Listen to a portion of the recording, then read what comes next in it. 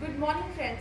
It is very disheartening to see that the quality of our political leadership has deteriorated considerably over the last 2 decades, as the politicians have acted irresponsibly by making irresponsible comments against crime, thereby supporting the crimes instead of finding the solution to curb it.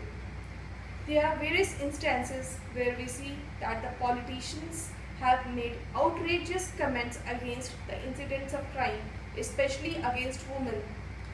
In India, there is no denying the fact that the incidents of rapes and gang rapes are increasing day by day in almost all the parts of the country.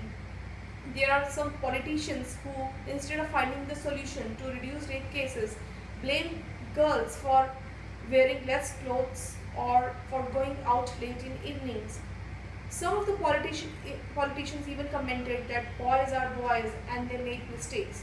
Such type of sensational and irresponsible comments makes it difficult to deal with this crime when the people in power make such comments.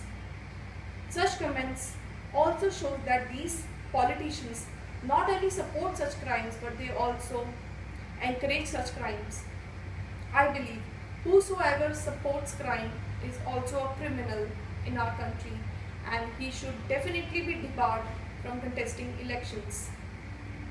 Because if such people comes to power, then they will not take any action to reduce rape cases, but they will encourage such crimes. So what is the use of such politician, my dear friends, in our country who cannot make his country free from such crimes and give protection or security to its people and citizen and the women of the country?